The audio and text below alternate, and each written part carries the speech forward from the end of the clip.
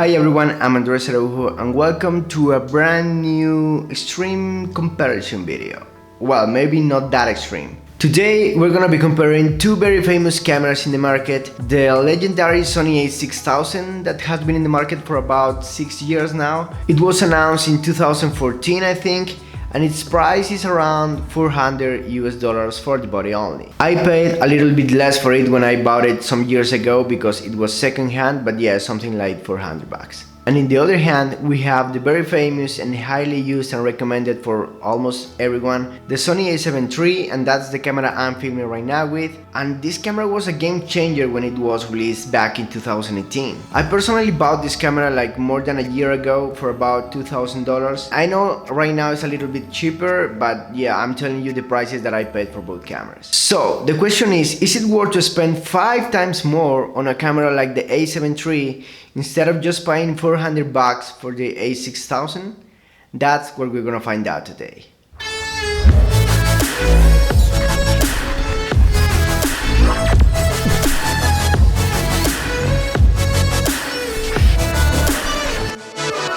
Okay, so welcome and thank you for being here watching this video. If you're looking for the short answer, the answer is of course yes. It's totally worth to spend $2,000 on the a7 III instead of $400 for the a6000. It's very obvious, but we have more and better specs on the a7 III, like 4K footage, 120 frames per second for super slow-mo, internal image stabilization, Sony picture profiles like S-Log2 and S-Log3, and of course it's a full-frame sensor camera, so the field of view will be different as well as the low light performance. But we're not here to talk about technical specs and compare them because that's not gonna be fair. In this video we're gonna compare some footage of a daily use setting that I personally use for almost all my videos, including my YouTube videos, my client work like travel videos, concerts and so on. And basically these settings are shooting at 1080p because I almost never use 4K in my camera, 60 frames per second because you know I like to play around with slow motion and speed ramping, center autofocus and kind of a flat picture profile. As maybe you know, the Sony a6000 doesn't have any Sony picture profiles, but we can recreate them by tweaking some settings as I explained in my past video that you can check out right here. I have to say that I normally don't use S-Log2 or S-Log3 on my Sony a7 III. I like Cine 4 better, so both cameras will have similar color profiles. In order to make this comparison as fair as possible, I'm not gonna be shooting at the highest spec that I could shoot with the Sony a7 III. I mean, I'm not gonna compare 4K footage to 1080p because that's not gonna be fair. So basically, I set both cameras to 1080p, 60 frames per second. I mounted the two cameras on a Zhiyun Weevil S gimbal with the Tamron 28 to 75mm lens and shot the exact same sequence and the same clips with both cameras on a trip that I made to Cartagena some weeks ago. So I will show you the final edit and you will see clips from the a7 III and clips from the a6000 mixed them together in the same sequence. I want you guys to let me know before we continue with the video if you can tell which shots do you think were shot with the a7 III and which shots were shot, well, okay. Which clips do you think were shot with the a7 III and which clips are from the a6000? Can you really guess the camera that I used? Watch the video and let me know in the comments.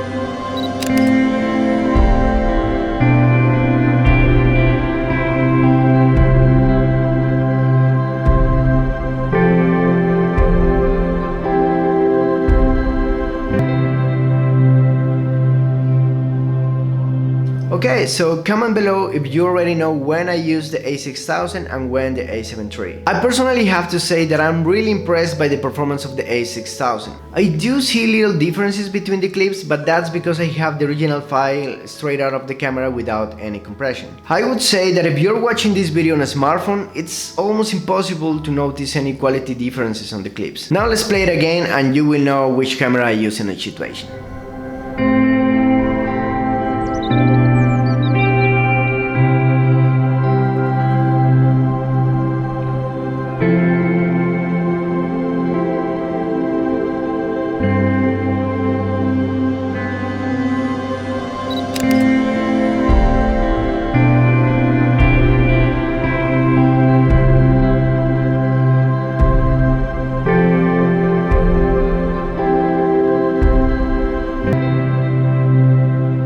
So, was that what you were expecting? Well, I have to tell you something. I actually have used these two cameras on actual client work like this music video that you are watching right now.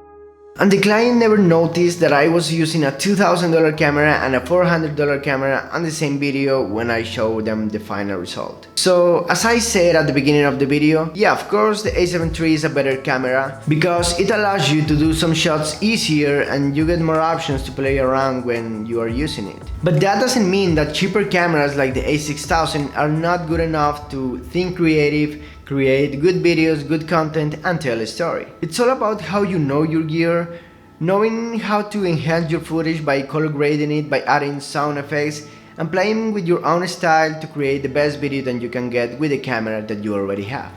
And don't get me wrong, I'm not saying that the a6000 is as good as the a7 III in every aspect or in any situation. For example, if we are shooting at low light, we will see a huge difference between the clips of both cameras. And that's because the bigger sensor of the a7 III works better at higher ISOs than the APS-C sensor from the a6000. Or let's say that you want to shoot handheld. Having an internal image stabilization is a huge advantage and you will get usable footage without any external stabilization system like a gimbal or a Steadicam and all this kind of gear. Unlike the a6000 where it will be pretty difficult to get smooth movements and stable footage just handheld. But that's something you could try to fix by using the warp stabilizer in Premiere Pro. And by the way, the sequence that you watched was color graded using my new Cinema Pro LUT bundle pack that I will be releasing in my next video. It's a pack of 10 different professional and cinematic color presets that I've created over the past months for my personal and my work projects as well. But before I release the video, this pack will be on sale at a 50% off, so the link's in the description if you want to take a look at them.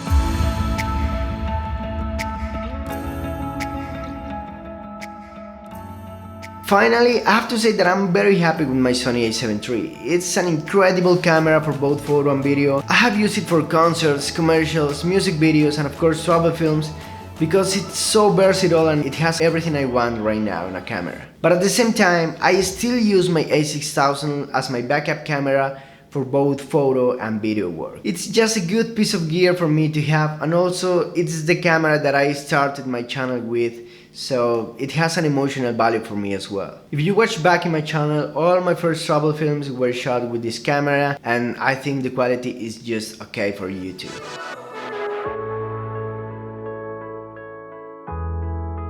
I know recently Sony announced the Sony a6100, which has some improvements over the a6000, so if you're on a budget but want something not that old and maybe with better specs without breaking your bank, I think the a6100 is a good option as well. I haven't tried it yet, but for what I've seen, it's worth the upgrade from the a6000 and costs around $600. Anyway, you have many options out there, and it also depends on the lens that you are using. But most important, it depends on how you get the best of the gear that you already have. Just think creative and you will get better videos. And that's all for this video, guys. Thank you so much for watching. I hope you enjoyed this comparison. Let me know in the comment section if you think the a6000 is still a good camera in 2020. Subscribe to my channel if you want to see more content like this, and stay tuned for my next video about the Cinema Pro LUT pack. Follow me on Instagram for some dope travel pics, and don't forget to like this video to support my channel. Thanks for watching, and I will see you in the next brand new video. Bye.